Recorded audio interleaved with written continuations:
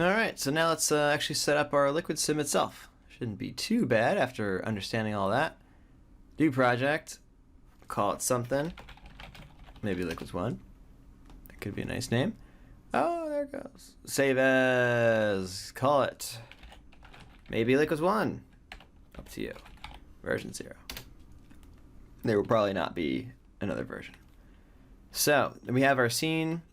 You can set up your, sometimes I like to split the panes left and right and all that jazz. Probably not going to do that this time. I think we don't have enough of that, a need of that. But what we do need is, let's just set up a sphere right there. This sphere, make it like smaller. We're going to source our liquid from that in a moment. Maybe we'll lift it up off the ground some amount, like 1. And let's kind of look at it, and I'm going to say control click on camera, and you can always click on the lock here if you want to move the stuff around, back up and such. It doesn't really matter, of course. I'm just going to say, I don't know, something like that. It doesn't really matter. We'll tweak this later when we actually have the thing that we want to use.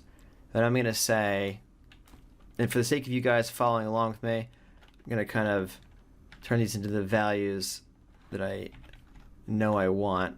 So we'll say these are nice big round values for you. There.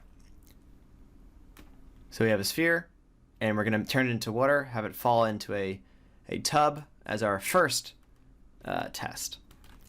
So I'm going to say this is the source. And I'm also going to actually undo this. I'm going to bring this back to being 1. We'll make it smaller in here so we don't get anything weird going on.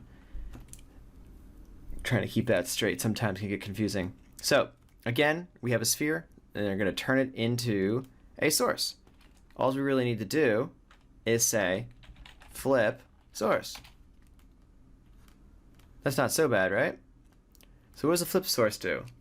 Flip source makes 2 things. It makes the surface volume that we've mentioned a few times now, which again is a volume of voxels that stores a distance to the surface, blah, blah, blah.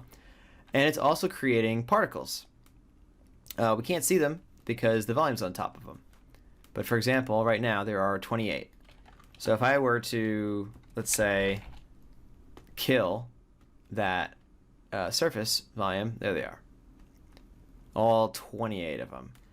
Now there'll be more if we make the particle separation smaller. So if you can see, as I make this smaller, there's more of them. Now this is just a thing that will be dependent on our sim. Obviously, the more particles we have, the slower the sim runs. The smaller the voxels are, which these are going to be tied together by the sim, the more voxels there are, and therefore the slower the sim runs. So we'll just keep it like this for a moment.